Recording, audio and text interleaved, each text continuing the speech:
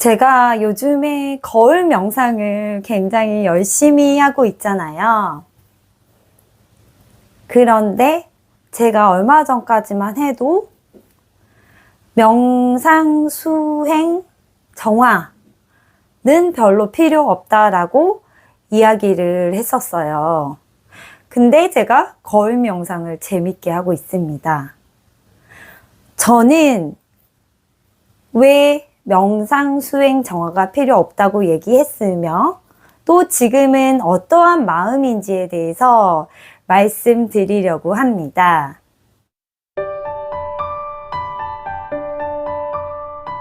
저를 잘 아시는 분들은 아실 거예요.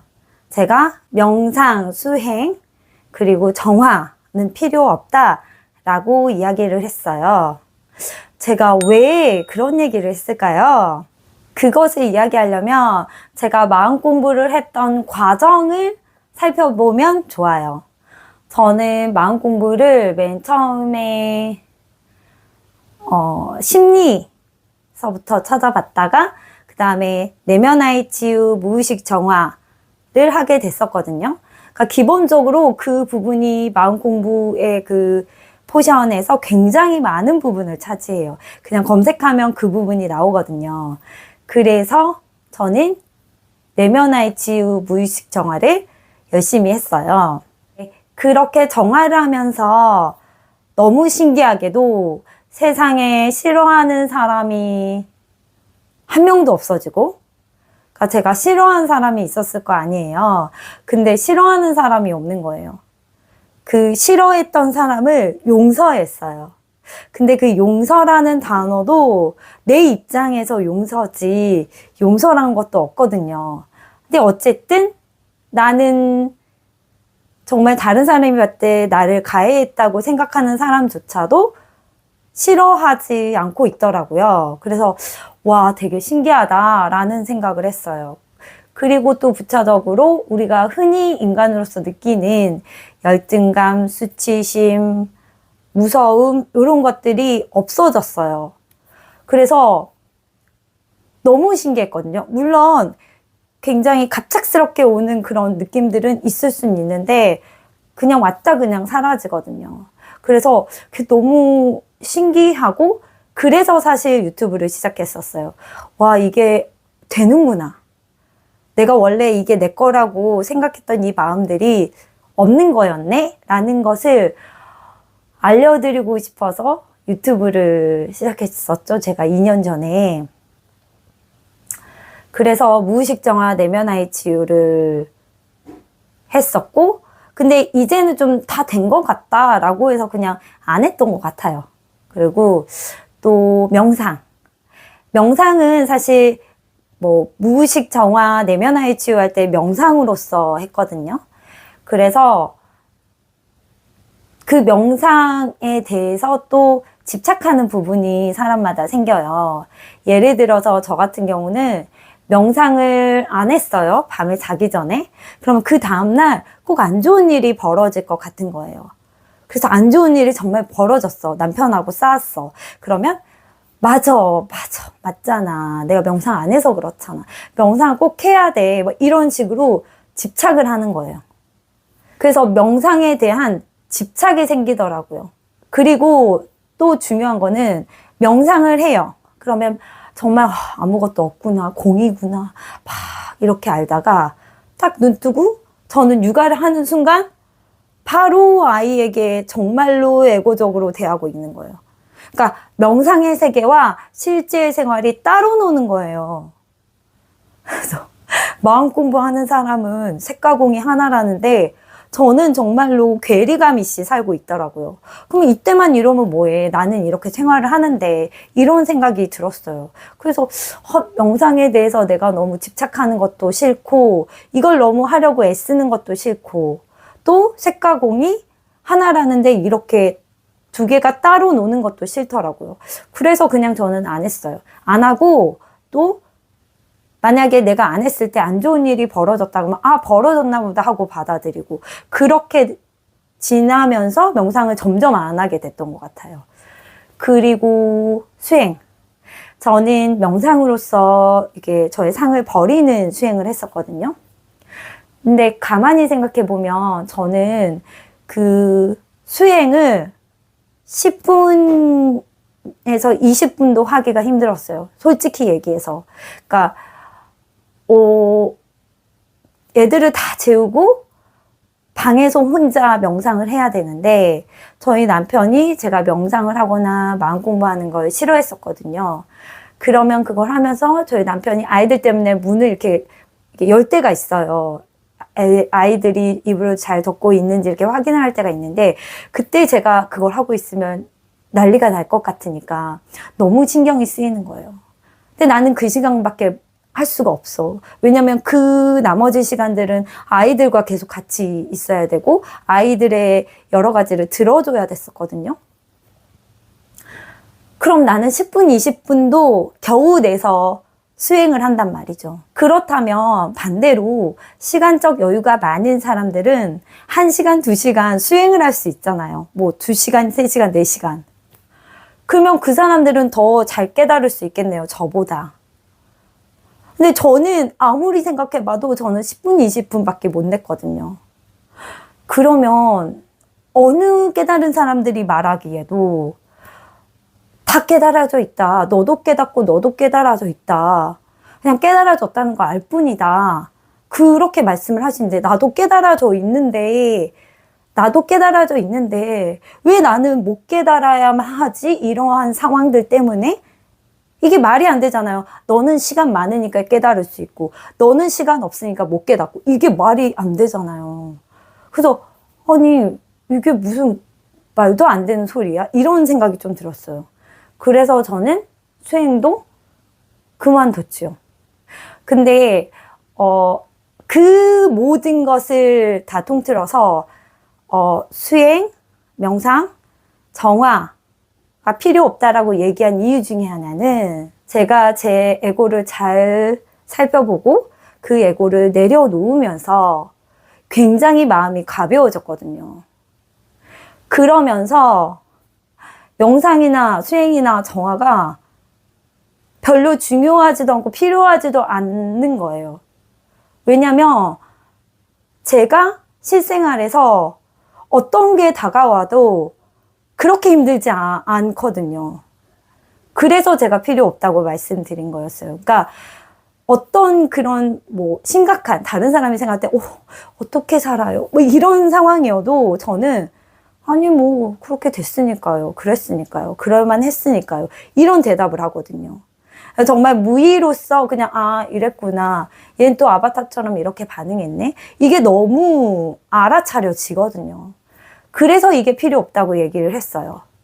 근데 이제 저희 그 친한 도마님께서 거울명상 책을 보시고 김상우 선생님 거 영상을 보시면서 물바운님 거울명상 해보신 거 어떠세요? 라고 제안을 하셨고 저는 사실 그 도마님들이 말씀하시는 거를 이렇게 잘 귀담아 듣거든요. 그래서 그래요? 그거 한번 해볼까요? 하고 했어요. 했더니 재밌더라고요. 그러니까 저는 그거를 재미로 해요. 재밌거든요. 그리고 그렇게 하면서 요런 게 있었지. 맞다. 명상의 좋은 점이 이거였지. 그러면서 새록새록 그 과거의 것들이 이제 생각이 나더라고요. 그리고 이제 그분이 일주일에 한 번 정도 저하고 이제 얘기를 하면서 이렇게 그런 말씀 하시는 거예요. 그러면 그 마음 공부의 초심자들은 사실은 내면의 치유, 무의식 정화가 필요할 텐데 그걸 좀 도와주시면 어때요? 물마음님 이렇게 얘기를 하시더라고요. 근데 제가 그 생각을 딱 하고 있었거든요. 그래서 책을 몇 권을 빌려오면서 막 이렇게 보고 있었어요. 근데 맞아요. 저도 그 생각하고 있어요. 라는 생각을 했고 좀 그 옛날에는 제 기준에서 이런 거 다 필요 없잖아. 없는 건데 우리가 만들어낸 거잖아. 라고 생각을 했다면 지금은 나한테도 필요한 과정이었구나. 만약에 그 과정을 걷고 있는 사람들이 있다면 도움을 줘도 되겠구나 라는 생각을 하고 있어요. 분명히 저는 무의식정화 내면의 치유를 통해서 마음이 가벼워졌고 또 명상을 통해서 공의 세계를 알았고 그 공의 세계를 알면서 실생활과 접목시킬 수 있는 그런 방법을 알게 되었고, 그걸 뭐 일부러 알게 되었다기보다는 그냥 알게 되었던 것 같아요. 그러니까 사실은 내가 공임을 확신을 하면 그 개정해라고 하죠. 그러니까 그 에고가 없으면 바르게 볼 수 있고 지혜가 생기거든요. 그게 동시에 이루어지거든요. 그걸 내가 내 스스로 알게 돼요. 그 부분을. 그걸 지식적으로 안다기보다도 그냥 딱, 이거구나 라는 걸 확실히 알게 되거든요. 그리고 에고라고 하는 것도 그렇게 제가 말씀드리면 에고를 사용할 수밖에 없잖아요 라고 얘기를 하잖아요. 당연하죠. 그러니까 제가 어제 저희 둘째가 계란 한 판을 홈플러스에서 시켜서 갖고 왔는데 재미로 계란을 팍 깨버렸어요. 그래서 너 이거 왜 깼어? 그랬더니 엄마 이게 깨지면 후라이를 해 먹을 수 있잖아 그러더라고요. 그래서 이게 바닥에 깨진 걸 어떻게 내가 이렇게 해서 후라이를 해야겠어. 그래서 너 그렇게 하면 안 된다고 제가 혼을 냈어요. 그러니까 혼을 낼 수도 있고 안 낼 수도 있는데 저는 이러면 혼을 내야 되겠다라고 생각을 해서 혼을 냈고 얘가 혼을 냄을 판단했구나. 혼을 내자라는 거를 생각했구나까지 느껴져요. 그러니까 얘가 혼을 내자고 했구나. 사실 봐줄 수도 있는데. 그런 생각이 딱 들거든요. 그러니까 그 에고가 어떻게 움직이는지 보이고 에고를 부릴 수 있는 거죠. 그렇게 혼을 내니까 아이가 저희 둘째는 굉장히 어려서 조금만 혼내도 울려고 하거든요. 그래서 울려고 해요. 그래서 제가 그거를 그러니까 처음에는 너가 이거 이렇게 했으니까 너가 다 치워라고 얘기했어요.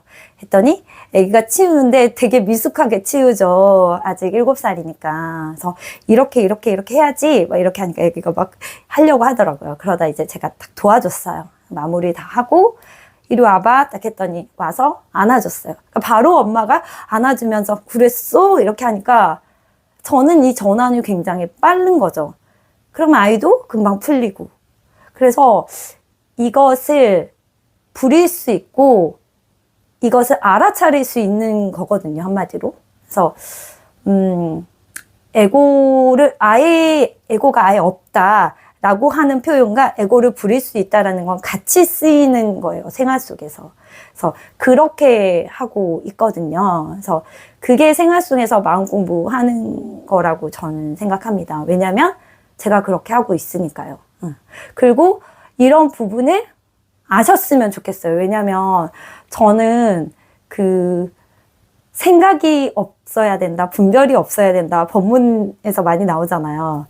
그래서 저희 그 카페 하시는 그 도반님하고도 얘기했지만 그분도 책으로 생각 없음, 뭐 분별 없음 그 상태여야 한다 해가지고 하루 종일 생각 없도록 생각하면 안 돼. 막 이러셨대요. 근데 제가 그 말을 듣고 되게 웃었거든요. 제가 딱 그랬거든요. 생각 또 했어. 분별 또 했어. 막 이랬거든요. 근데 그게 아니고 생각을 쓰되 그 생각이 단지 그냥 생각임을 과거에 거쳐온 나오는 그런 생각들임을 알 뿐이에요. 그리고 그것을 내가 이땐 이렇게 하자, 저렇게 하자, 그렇게 부리면서 하는 거거든요. 그래서 이 부분을 아셔서 한번 활용해 보셨으면 좋겠어요, 저는. 그렇게 명상이나 수행이나 정화 없이도 마음이 가벼우면 그냥 살 수 있어요. 진짜 그냥 살 수 있어요. 이거 에고가 왔네. 그렇구나. 이렇게 살 수 있거든요. 근데 저 같은 경우는 과정에서 명상도 필요하고 수행도 필요하고 그리고 정화도 필요한 것 같습니다. 이 과정 중에서는 굉장히 필요한 것 같아요. 하지만 그게 마지막이 아니라는 거. 그것이 도구였다는 거죠. 내가 끝으로, 근원으로 가기 위한 도구일 뿐이에요. 물론 끝이라는 것도 없지만요. 그래서 내가 근원을 알기 위한 도구로 사용할 뿐이지 그게 근원이 아닌 거예요. 네. 그래서 혹시나 이런 부분들 헷갈려 하고 계시다면 전달해 드리고 싶은 생각이 들었습니다. 그리고 저는 수행을 해라, 수행을 하지 말아라, 명상을 해라, 명상을 하지 말아라, 정화를 해라, 정화를 하지 말아라. 이 모든 것도 우리의 생각이기도 하고 이래도 되고 저래도 된다고 생각해요. 그렇지만 근원은 하나라는 거. 근원은 하나라는 거. 없지만 이 모든 게 나의 생각과 의식으로 생겨났다라는 것을 아셨으면 좋겠습니다. 네. 제가 드리고 싶은 말은 여기까지입니다. 그래서 여러분이 지금 마음 공부를 어떻게 하고 계시는지는 모르겠지만 본인이 마음 공부하고 계신 것을 잘 살펴보고 그 방법이 괜찮으면 계속 사용하시고 그 방법이 조금 미심쩍으시면 다른 방법도 해보시면서 시행착오를 스스로 겪으시면서 나아가셨으면 좋겠습니다. 네. 그럼 시청해 주셔서 감사하고요. 오늘도 평온한 하루 보내시길 바랍니다.